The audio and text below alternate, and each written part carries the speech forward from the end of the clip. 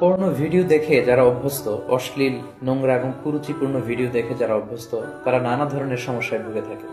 এই পর্নোগ্রাফি রয়েছে অনেক ধরনের ক্ষতিকর দিক। তারা তাদের ব্যক্তিগত জীবনে যেমনি ক্ষতিগ্রস্ত হয়, তারা তাদের বৈবাহিক জীবনে যেমনি ক্ষতিগ্রস্ত হয়, তারা সামাজিক জীবনে এবং ধর্মীয় দিক থেকেও তারা প্রচন্ড ক্ষতিগ্রস্ত হয়। এ পর্যায়ে আমরা বলবো পর্নোগ্রাফি দেখার ফলে একজন ব্যক্তি কি কি ক্ষতির সম্মুখীন হয়। সর্বপ্রথম যে ক্ষতিটির সম্মুখীন সে হচ্ছে সেটি হচ্ছে সেই ব্যক্তি তার আত্মাকে কলুষিত করে দিচ্ছে। ফলে কোনো এবাদতে সে মজা পাবে না, সে সালাত আদায় করে মজা পাবে না, সে কোরআন তেলাওয়াত করে মজা পাবে না, সে তাসবিহ করে মজা পাবে না। এবং আল্লাহ তাআলার ক্রোধ সে অর্জন করছে আল্লাহর রহমতের পরিবর্তে, আল্লাহর লানও তার উপর বর্ষিত হচ্ছে। এবং মানুষের দেহের যতগুলো অঙ্গ রয়েছে তার মধ্যে থেকে সবচাইতে দামি অঙ্গ হচ্ছে তার আত্মা। And pornography is damaging your soul. Vishnu ইসা ইসলাম বলেছেন, আলা ইন্না ফিল জাসাদি মুদগা ইদা সলুহাত সলুহাল জাসাদু কুল্লু ওয়া ইদা ফাসাদাত ফাসাদাল জাসাদু কুল্লুহু আলা ওয়াহিয়াল কলব। জেনে রাখো, নিশ্চয়ই মানব দেহে একটি গোশতের টুকরো রয়েছে যেটি দেহের সবচেয়ে দামি অঙ্গ। এই অঙ্গটি যদি পরিচ্ছন্ন হয় পুরো দেহটি পরিচ্ছন্ন থাকে, এই অঙ্গটি যদি নষ্ট হয়ে যায় পুরো দেহটি নষ্ট হয়ে যায়, আর সেটি হচ্ছে তোমাদের আত্মা। In the day of judgement আমরা যখন আল্লাহ তাআলার কাছে হাজির হয়ে যাব, আমাদের ক্ষমতা, আমাদের সন্তান, আমাদের সম্পদ কোনো কিছুই আমাদের মুক্তিকে নিশ্চিত করতে পারবে না। কেবলমাত্র যারা প্রশান্ত এবং পরিচ্ছন্ন আত্মা নিয়ে মহান আল্লাহর দরবারে হাজির হবে তার জন্যই আল্লাহ তাআলা ক্ষমার ঘোষণা করবেন। তো পর্নোগ্রাফি ওয়াচাররা সর্বপ্রথম যে ক্ষতিটির সম্মুখীন হচ্ছে সেটি হচ্ছে তারা তাদের আত্মাকে নষ্ট করে দিচ্ছে, যেটা মানব দেহের সবচেয়ে দামি অঙ্গ। পাশাপাশি তারা তাদের চরিত্রকে শেষ করে দিচ্ছে, যেটা মানব জীবনের সবচেয়ে দামি একটি বিষয়। আমরা বলি যে মানুষের অর্থহানি ঘটলে সামান্য কিছু হানি হয়, স্বাস্থ্যহানি হলে আরেকটু বেশি কিছু হয়, কিন্তু একজন ব্যক্তি যখন তার চরিত্র হারিয়ে ফেলে সে তার সবকিছুকে হারিয়ে ফেলে।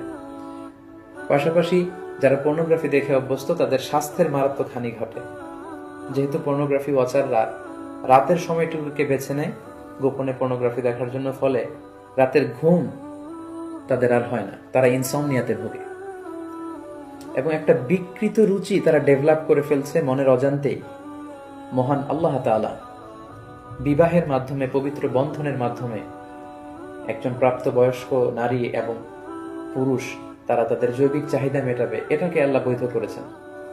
কিন্তু বিয়ের অনেক আগেই যখন তারা এই যুগল দৃশ্যগুলো ভিডিওতে দেখে, বলে আয়াতু বিল্লাহ, নাউযু বিল্লাহ, তখন মনের অজান্তে একটা বিকৃত রুচি তারা ডেভেলপ করে। তারা তখন আর স্বাভাবিক মানুষ থাকে না, অস্বাভাবিক মানুষে পরিণত হয়।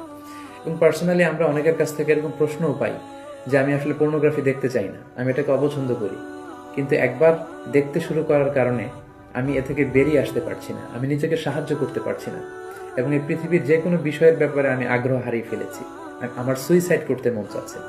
এরকম মেন্টাল ডিপ্রেশনেও কিন্তু তারা ভুগে থাকে। পর্নোগ্রাফির আরেকটি গুরুত্বপূর্ণ ক্ষতিকর দিক হচ্ছে এই পর্নোগ্রাফির ফলে সেক্সুয়াল ক্রাইম সমাজে বেড়ে যাচ্ছে। In every sexual crime there is a pornography behind ইট।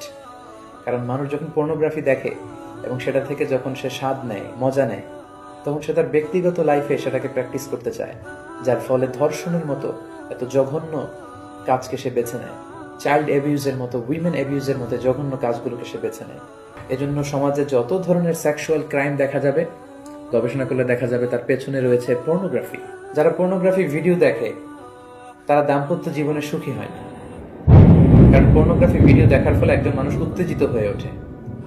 এবং যারা ধীরে ধীরে বছরের পর বছর এগুলো দেখে অভ্যস্ত, তারা মাস্টারবেশনে অভ্যস্ত হয়ে যায়, যেটা ইসলামী শরিয়তের দিক থেকে অনেক জঘন্য ধরনের একটি অপরাধ এবং কবিরা গুনাহ।